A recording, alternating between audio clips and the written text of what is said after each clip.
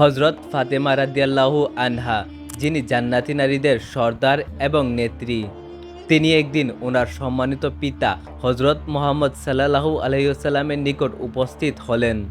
তারপর তিনি রসুল সাল্লাল্লাহু আলাইহি ওয়াসাল্লামকে তার হাত দেখিয়ে বললেন, জাতা পিসার ফলে আমার হাতে কর বা দাগ পড়ে গিয়েছে।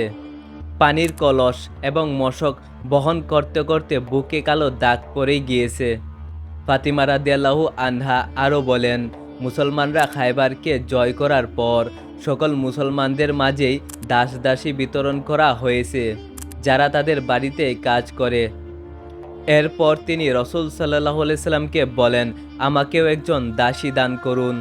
তখন রাসূল সাল্লাল্লাহু আলাইহি সাল্লাম তার আদরের কন্যাকে বললেন, শুনো ফাতিমা, সকল মুসলমানদের ব্যবস্থা না হওয়া পর্যন্ত মুহাম্মদ এবং তার পরিবারে কোনো দাস দাসী আসবে না।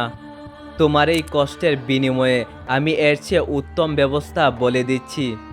প্রত্যেক নামাজের পর ৩৩ বার সুবহানাল্লাহ, ৩৩ বার আলহামদুলিল্লাহ এবং ৩৪ বার আল্লাহু আকবার পাঠ করবে। নবী করিম সাল্লাল্লাহু আলাইহি সাল্লাম ফাতেমা রাদিয়াল্লাহু আনহাকে এই শিক্ষা দেওয়ার কারণে একে তাসবিহে ফাতেমি বলা হয়।